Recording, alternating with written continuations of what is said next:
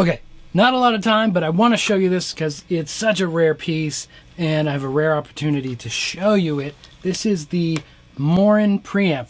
Doesn't really have a name. Morin guitar preamp. Mike Morin, a guitar modder who I believe is no longer in the business. Did a lot of mods in LA. Maybe not a lot, but he did some important mods in LA. And this was a preamp of his. It's single channel. I see 4 tubes in there. There is a high and low switch in the back, which is more of like, I think, a frequency thing. And then there's a bright switch. Gain, preamp, bass, mid, treble, and master. I mean, it's really straightforward. And it's a little bit of a one-trick pony. That's not a bad thing, right? You know, that just means it's specialized. One channel, no switching. Gotta love that. Cool blue faceplate.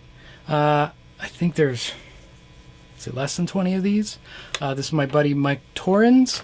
So he is the reigning king of awesome rare preamps. So he let me borrow this. I have it going through the 2150 in the room. I'll put it to the cab so you can hear it after. But, so what it is bright, like Van Halen 1 sound. It's like Van Halen 1. Yeah, that's pretty much it. Does this pull? Oh yeah, these pull. These are push-pull for extra gain or less gain. I think when you pull it out, it's less gain. Yep. All right, so the general setting that I was finding is something like this.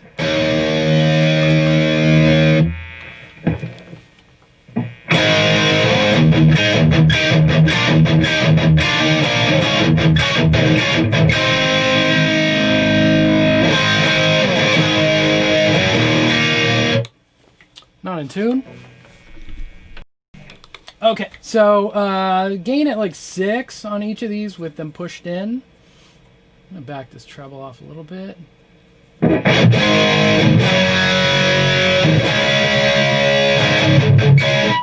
It's a lot of gain.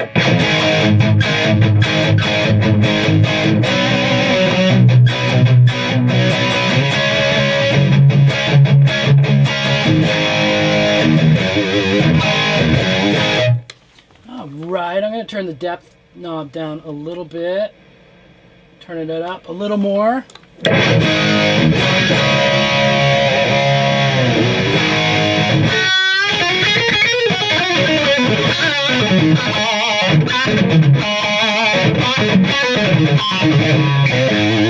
Oh, I'm so not warmed up, but I think you could get the feel.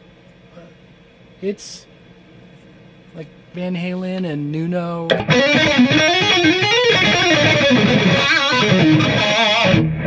That's some good sloppy nonsense. The push-pulls don't do much. They tighten it up a little bit, but tightened it. It gets a little more JCM 800-y.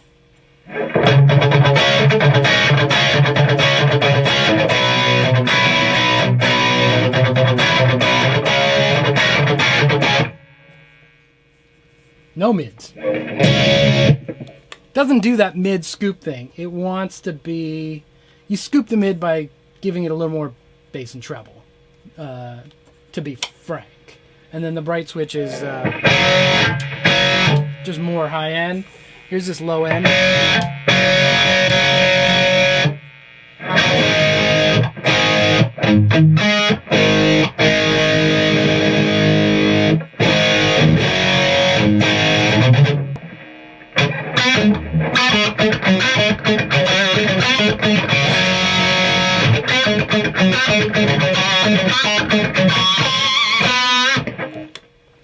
I actually think I like it higher. Lower, it gets a little squirky. That's an adjective that you guys should really latch on to. So that squirky thing I'm not in love with. I like the little bit crunchier thing that it just kind of does at all settings.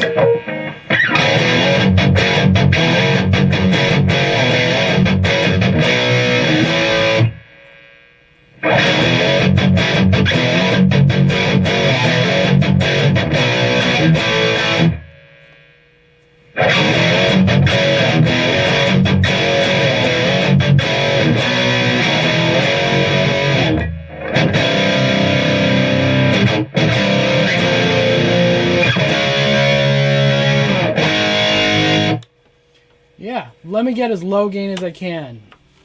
It's not...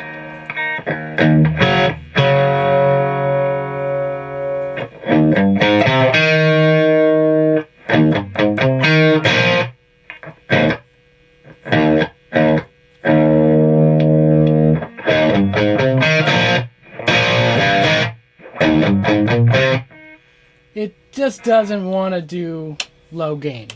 Doesn't want to. Let me throw it on the speaker so you can hear it in all its glory, and then I'm going to get out of here.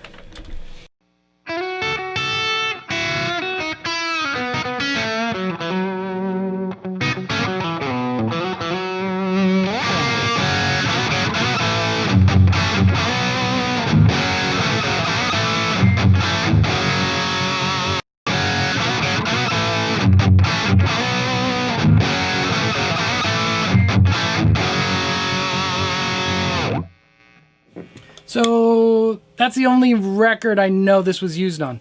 The second XYZ album. Maybe more? I don't know. But that's the sound. It's that biting, bright kind of tone. And that's kind of all it does. So, you know, you get more mids of it. Or less mids of it. You know, you get just insane amount of gain that's way beyond.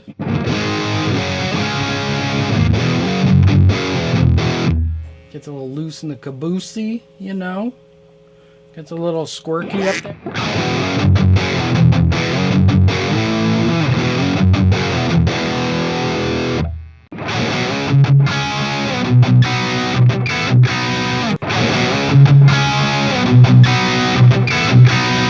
But it's all cool stuff. Like, you just can't tame the top. You're not going to get like a warm, fat...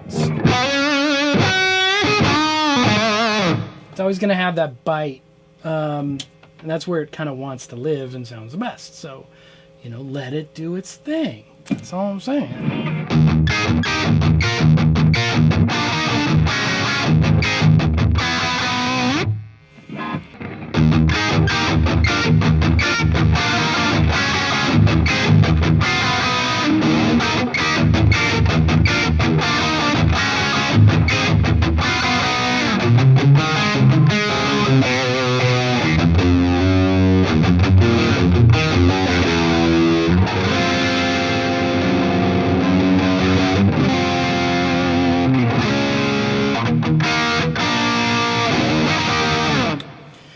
So that's it. It's pretty killer. The thing is, you can't get one. So, you know, it is what it is. If you wait long enough, maybe, you know, a couple of years, one will show up, and it goes usually pretty quickly. But they're super cool, and if you're not afraid of a single channel, just gain preamp. They're pretty nice. So, all right, guys, take it easy. I gotta go. Bye.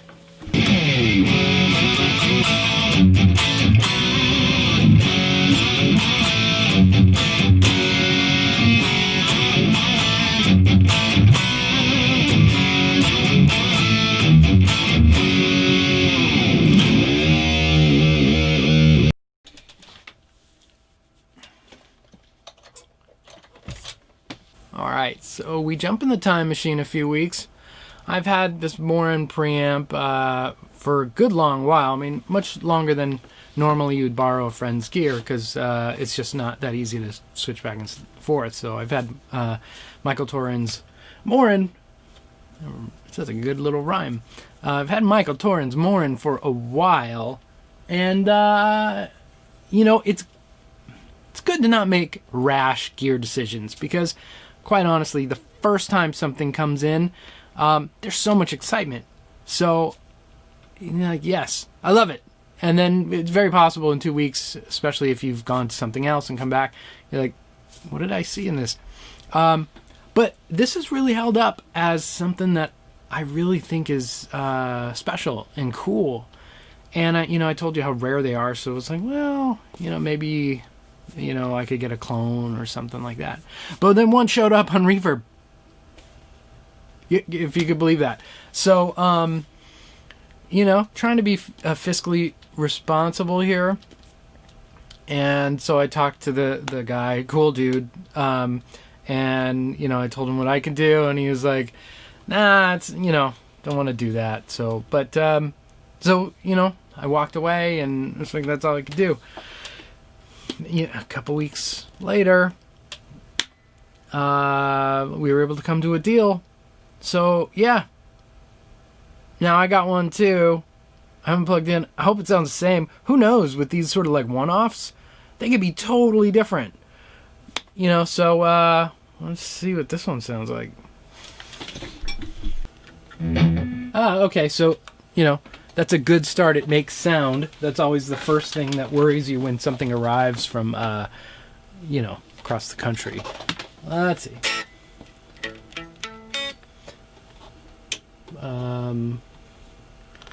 Yeah, where are we on this thing? I think, well, I'll just kind of match the settings. How about that? So this one, obviously, these one-off customs, a different light, different knobs. On the back, so Torrens has a high and a low frequency switch. Mine has a high, mid, and low frequency switch. And 2 master volumes.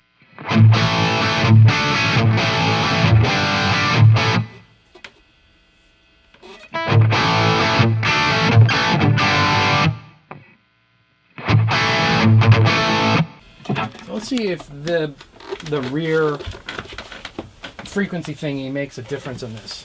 Oh, it's a twisty knob.